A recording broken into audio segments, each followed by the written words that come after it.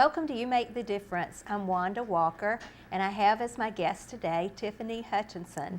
Tiffany is the new mental health coordinator, and we're so glad to have you on the show today, Tiffany. I want to start by just giving a short introduction to how the mental health court started. In November 2010, Truth Transformation sponsored an opportunity for the faith community to come in and talk to Chief Dekmar and to hear his heart for the community. Chief Dekmar had several concerns that he shared with us, and among those was he wanted the faith community to address the mental health issues. As a result of that, we called together a community group of mental health providers and also people who interacted with mental health patients, such as the Sheriff's Department and the Police Department, and we brainstormed on what were the gaps in our community in providing mental health services.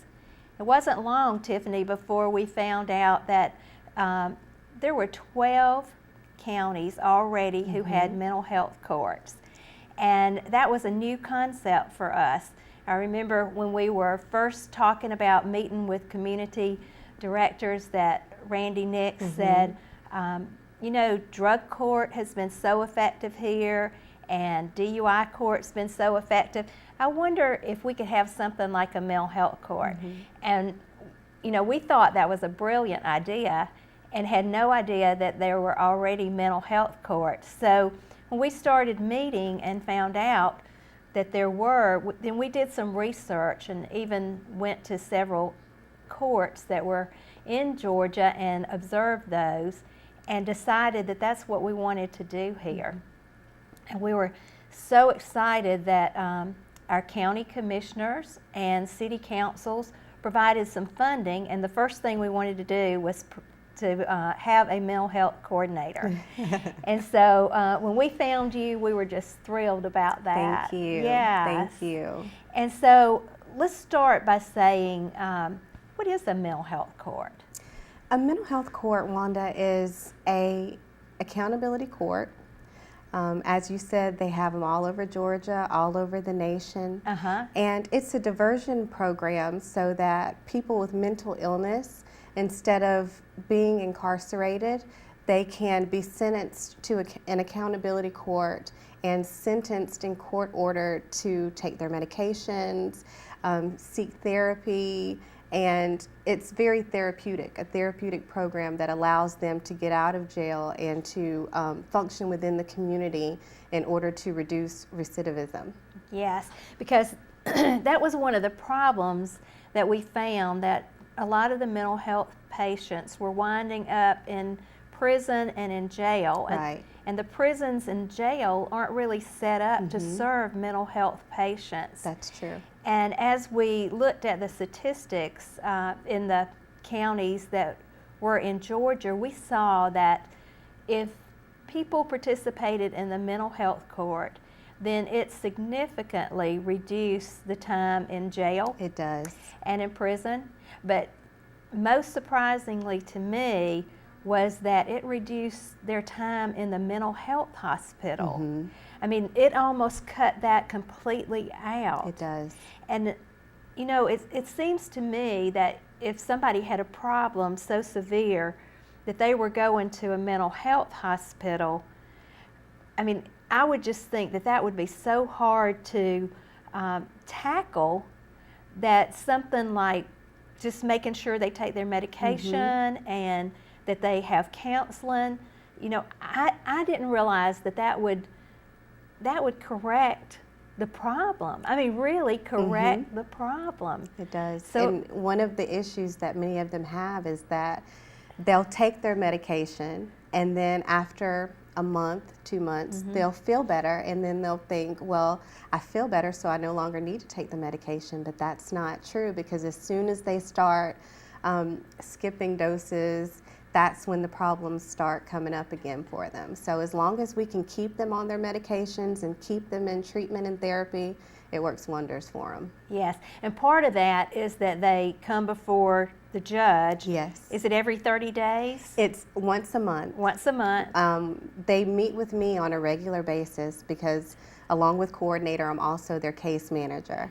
So they check in with me, we conduct home visits, I call them, and since my office is at Pathways, even when they go to see their therapist or the psychiatrist, they can come in and see me as well. So even though we meet once a month, constant contact and constant communication with them throughout that month. Yes. And so when they go before the judge, I guess you report or they report how they're doing? We have a staff meeting with the judge, the attorneys that are on the mental health court team, as well as the psychiatrist and a representative from Pathways who's also a part of the treatment team. And I will let them know how the patients and the participants have been doing throughout the month, and then the judge will let them know, you know, you're doing a great job. Yes. Or if there's something that they can improve or they need encouragement with, the judge will also do that as well. Yes, and that encouragement is so important. It is very important. Yes, and particularly coming from a judge, that's really nice. It is. But the encouragement is so important because lots of times they don't get a lot of encouragement. And so, you know, if somebody is building them up and encouraging them, then they're more inclined to keep on that track, right? They are. Now, you provide an array of services, right? We're not only interested in keeping them on their medication and seeing that they go to counseling. We want to help them with their other needs. Is that correct? Exactly. Every person who's in the program has their own individual needs. For instance, some people need help with housing. Other people need help with utilities, and it's just a lot of different community resources that they may need, and those resources actually contribute to their mental health, because if they don't have those basic needs met, then, you know, they could start sometimes having anxiety and spiral into depression or anxiety. So along with the mental health services, we do also have those case management resources for them as well. Yes. Now, the people who participate in the mental health court, they do that voluntarily. Yes, it's a voluntary program. Right. And the people who participate are those who have a mental illness and they have a charge. And it can be misdemeanor charges or felony charges. Actually, a few of my clients do have misdemeanor and felony charges. Yes. And so I think we're looking for the people who have not committed a violent crime. Correct. Is that correct? Correct. Okay. And so say somebody is in the jail and they committed a crime and they have a mental illness. Tell us about the process of getting that person signed up for mental health court.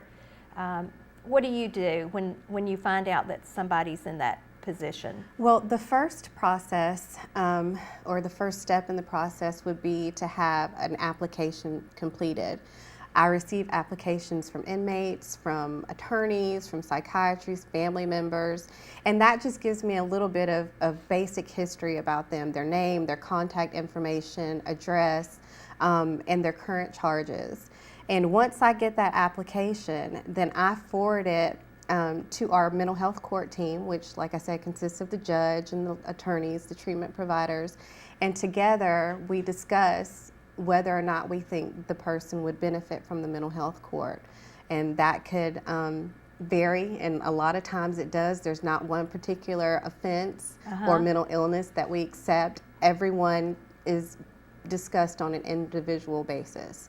And after we make that decision, if someone is accepted, I will go to court, to their next court hearing, and I go over the contract with them, go over the guidelines, the policies and procedures, let them know that it's a voluntary program, and ask them if they're still interested, and if they are sentenced, and then they meet with me and start their treatment plan. Yes, and the sheriff's office has a system set up to deal with mental health patients.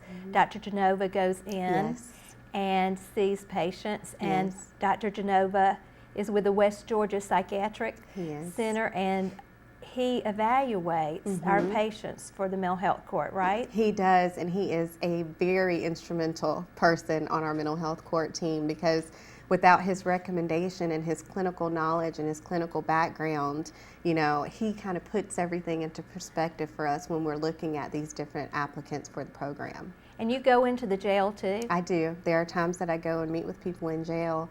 Once I get a referral, if there's something that they need as far as information, or if they just want to talk to me and tell me their situation, then I've gone to the jail and spoke to different participants. Okay, and how many people do we have right now? I know we just started in We did. February. Very So new. how many people do we have signed up? We have 5 people signed up right now. Yes. All right. And then if you were able to see as many patients as you could, how many could you see? I would say about 50. Okay. That's our target. It's So- going to be 50. Yeah, so we're growing. We are We're- steadily growing. Yes.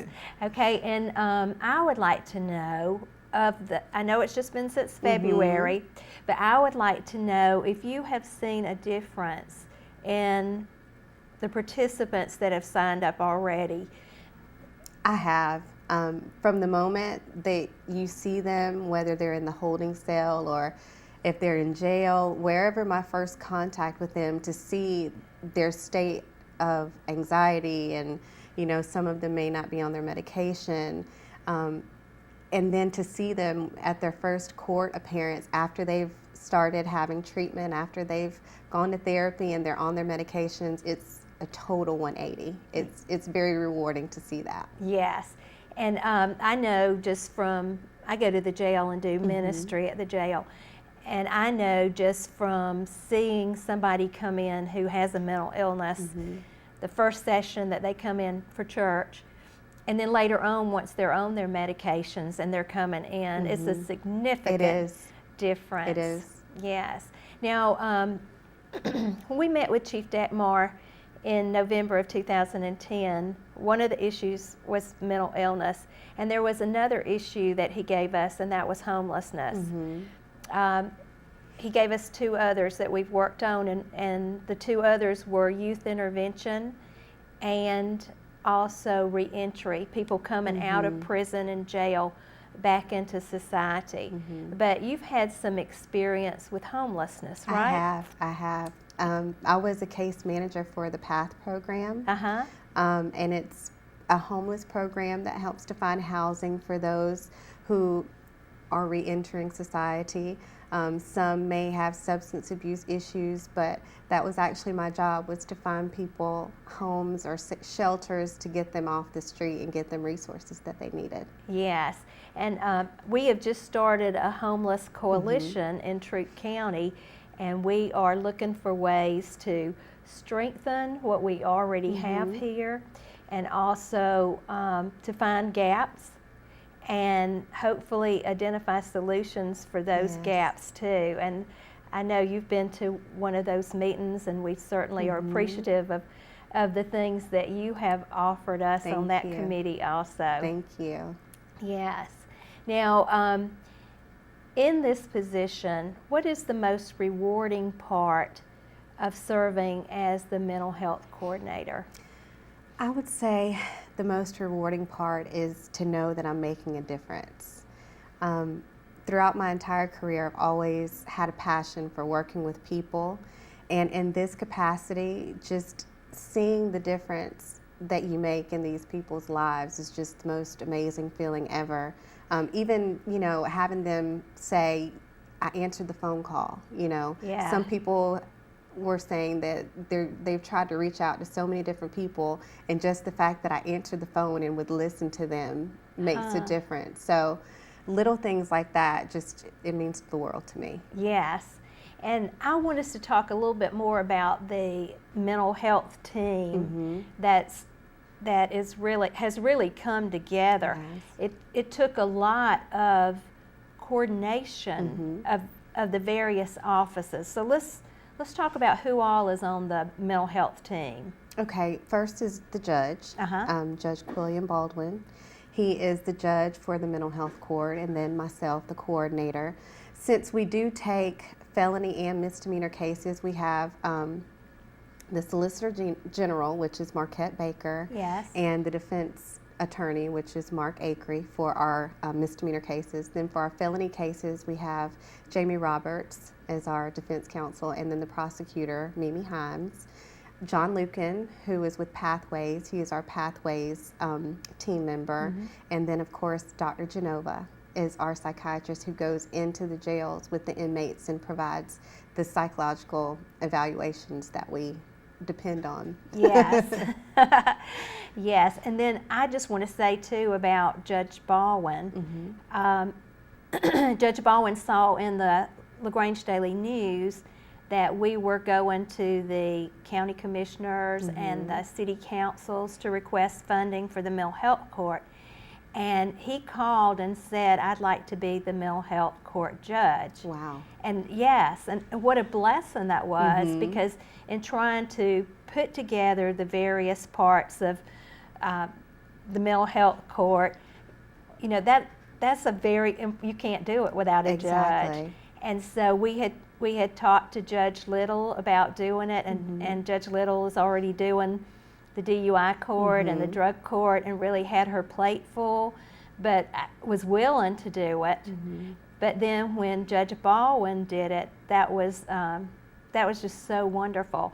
And tell me a little bit about your experience in working with Judge Baldwin. Judge Baldwin has been very instrumental. He has been very supportive of me. He's been very supportive of the team as a whole, but most importantly, he has been amazing with the participants, because when they come to court, they're only used to, well, most of them have only been in the traditional court system, so it's kind of intimidating for them. Yes. But when Judge Baldwin came in for these 2 court sessions that we've had, he's been very empathetic with the clients, and made a point to introduce himself and the team members to the clients and ask them about themselves as well. So you could kind of see that the clients weren't expecting that at all. Yeah. They came in thinking, oh my gosh, and then when they saw Judge Baldwin, they were like, oh. Yeah. So they were pleasantly surprised, and, Yes. and he's done a fantastic job. That's great. Now let's talk about Pathways involvements. I know that it takes coordination there, because mental health court maybe gets some priority, is that right? Because we need to move very quickly in order to get people out of jail that don't really need to be in jail. So tell us how that works. Even before someone is technically sentenced to mental health court, even if they're waiting for their next court hearing, they can actually call Pathways to already have their appointment scheduled. And since they are a treatment provider, they provide pretty much all of the services, all of the counseling. They actually have a medical doctor there who can treat them if they have high blood pressure or diabetes. So they are essentially our treatment provider for all of our mental health court participants. Yes, so it sounds like to me that with the mental health court system, what happened was we did have services in the jail. Yes. To see patients and get them on their medications. And we did have services at Pathways that would see clients. And then, of course, we had the court services. But what this did was really help coordinate it for the patient, right? And also in the jail, we added the component where Dr. Genova would assess them to see if they could participate in mental health court, so that we can move them out of jail quicker. But then also we've done the coordination with Pathways so that they're served quicker. Yes. And then we also, not only are they served quicker, but with the case management, you ensure that they keep their appointments and that they keep on schedule, because that is a problem lots of times with mental health patients, is that they don't keep their appointments, and then they fall back into their illness. Exactly. So so when we were looking at the services that we had in the community, we saw that we had good services. But the gap was that there needed to be some case management. And the case management has really strengthened what the community already had.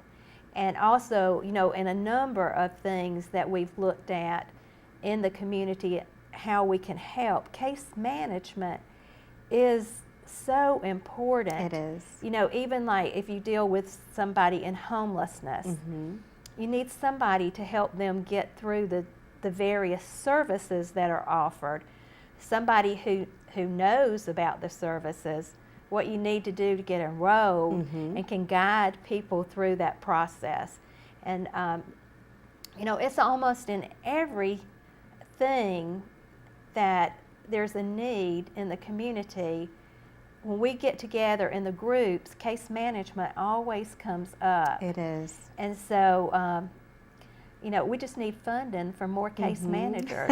Yes, we do. Yes, we do. We do. And if we had case managers, there's lots of places that we could place them. There are lots of Yes. different agencies, lots of different populations that can use that extra boost to get the services that they need, because a lot of times, like you said, people don't even know what's available to them, and with that case manager knowing the resources in and out, they're able to help them and facilitate those services for the clients. Yes.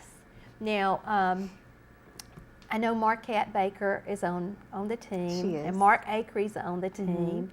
And tell me what benefit the mental health court provides for like Mark Akery and Marquette Baker.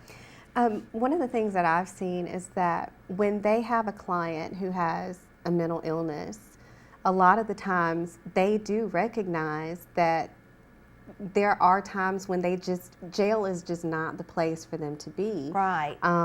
And so when this program came along, it gave them a choice of having other services other than jail so that they can actually get the help that they need.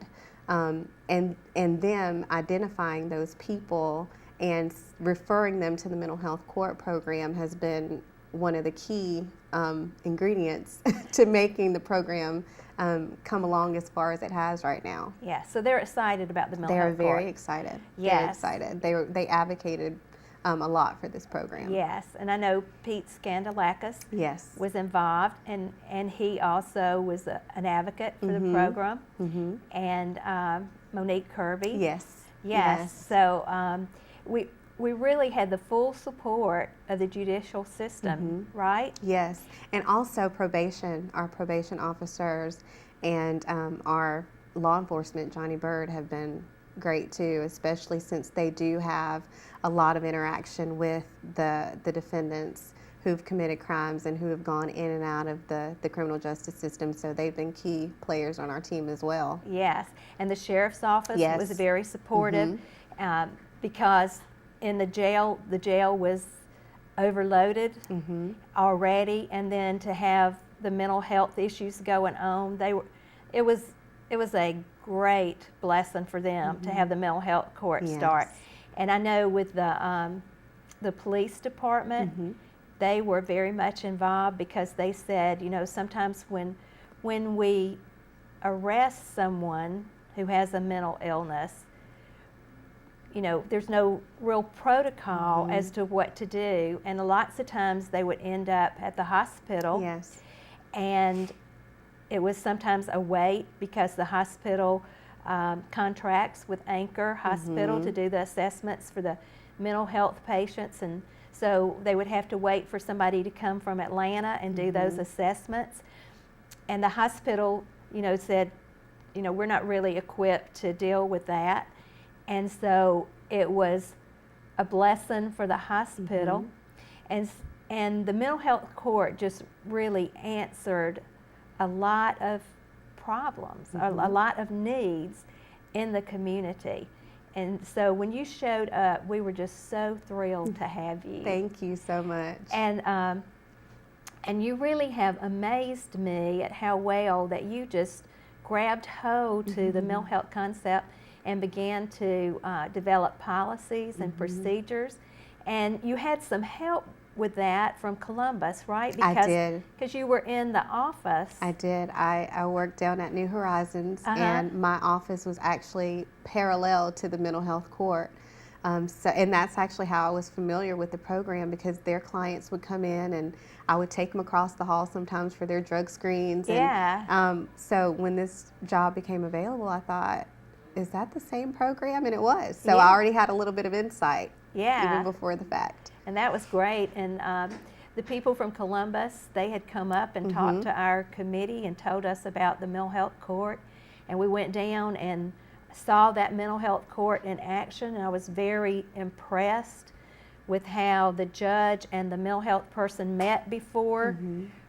They went to court, they met just right prior and discussed the clients, and then the doctor for the mental health program was actually in court, and when the participants would approach the bench, she would give a report. You know, Johnny is taking his medicine, he's on target with that and doing very well, or she might say that Marie's been at the group home and there's been some trouble there. She's not able to get along with the people and we need to take some further action. And so the judge would say that maybe they needed to be removed from that group home and placed somewhere else.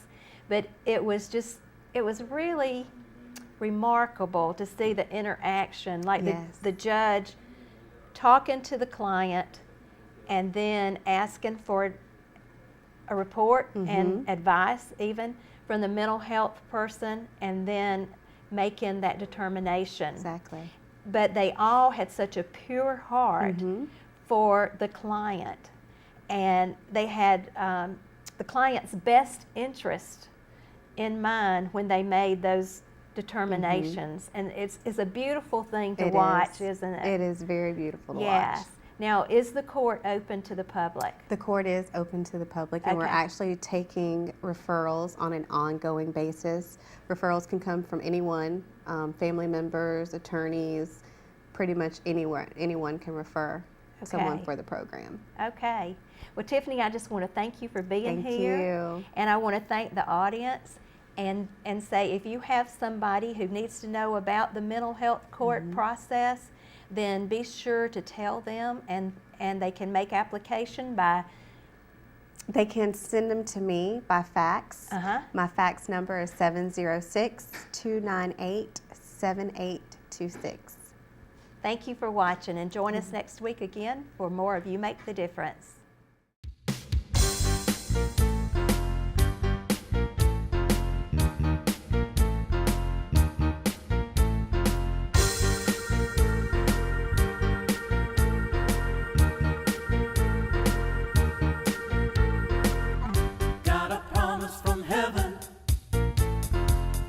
It's a year of replevin